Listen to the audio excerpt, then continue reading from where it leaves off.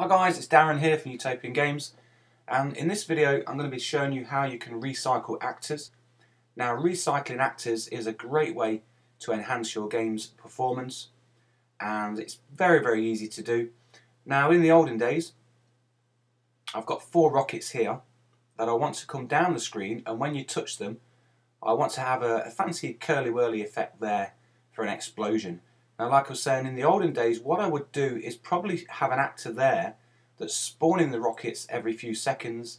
When I touch a rocket, I'd have it spawn my effect and then destroy the rocket, and then after a few seconds I'd use another destroy to get rid of the rocket explosion effect.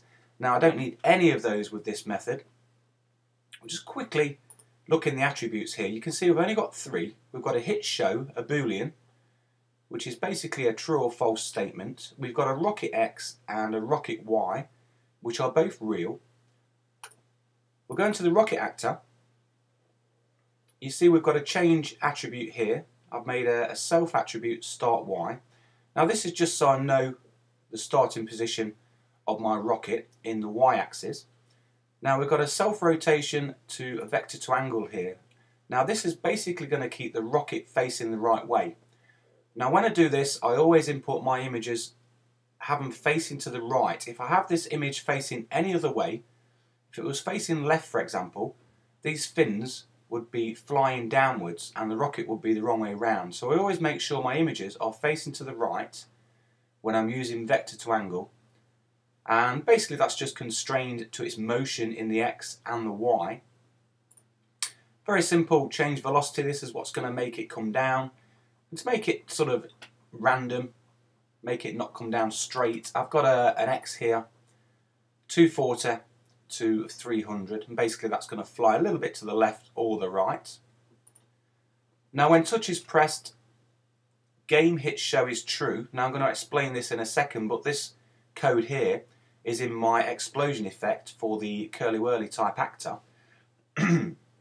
Excuse me. And I've got a change attribute here, rocket X for self position X, and again this is for the explosion effect. I want to know where that rocket is on the screen when I touch it, and basically that's just changing the game X and Y to its self position X and Y. Then all I'm doing is popping the rocket back to the top where it started from at the start of the game, and to spice things up a little bit, I'm changing the X position to a random 180 by 300 in the X, and again change velocity, random 240 to 300, so it's not just coming straight down. And I've also got a change attribute otherwise here, change attribute game hit show is false. Now, back to the magic, the hit effect. This is going to be rotating all the time. Now, I've got a rule here, if game hit show is true, which it will be if I touch a rocket, then self color alpha to 1. Basically, that's going to change the transparency to 1.